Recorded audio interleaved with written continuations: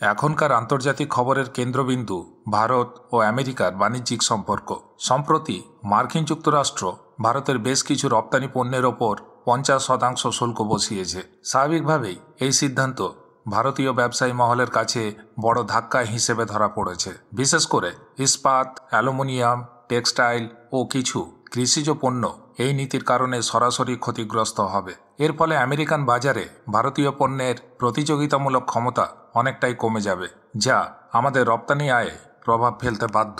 ভারতের দৃষ্টিকোণ থেকে বিষয়টি বেশ চিন্তার, কারণ গত কয়েক বছরে আমেরিকা ভারতের অন্যতম প্রধান বাণিজ্য সহযোগী হিসেবে উঠে এসছে। আইটি সার্ভিস, ফার্মাসিউটিক্যালস এবং বিভিন্ন ম্যানুফ্যাকচার্ড পণ্যে ভারত আমেরিকান বাজারের ওপর অনেকাংশে নির্ভরশীল। এই শুল্ক বৃদ্ধি আমাদের রপ্তানিকারক শিল্পগুলোকে বিকল্প বাজার খুঁজে বের করতে বাধ্য করতে পারে।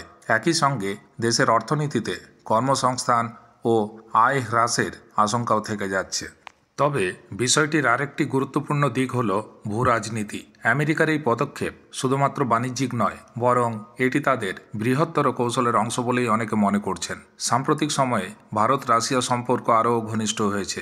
রাশিয়া থেকে তেল আমদানি বৃদ্ধি, প্রতিরক্ষা খাতে সহযোগিতা এবং জ্বালানি নিরাপত্তার জন্য দুই দেশের পারস্পরিক নির্ভরশীলতা মার্কিন যুক্তরাষ্ট্রের কাছে ভালোভাবে গ্রহণযোগ্য হয়নি। ওয়াশিংটনের দৃষ্টিতে ভারত যদি রাশিয়ার সঙ্গে অতিরিক্ত ঘনিষ্ঠ হয়, তবে তা তাদের কৌশলগত স্বার্থের জন্য চ্যালেঞ্জ হয়ে উঠতে পারে। তাই এই উচ্চ শুল্ক আরোপকে এক প্রকার চাপ সৃষ্টির হাতিয়ার হিসেবেও দেখা হচ্ছে।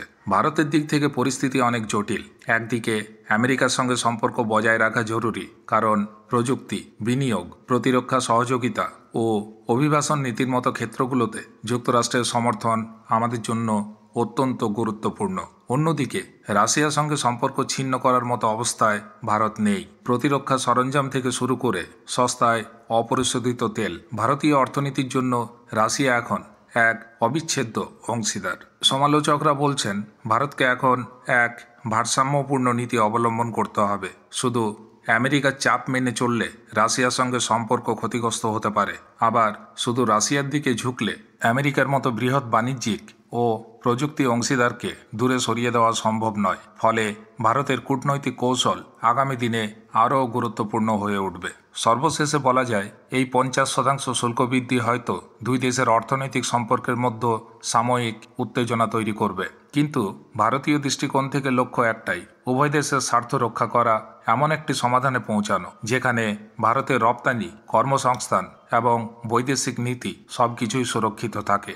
আলোচনার মাধ্যমে সমস্যার সমাধান সম্ভব, আর সেটিই এখন ভারতীয় কূটনৈতিক মহলের সবচেয়ে বড় চ্যালেঞ্জ।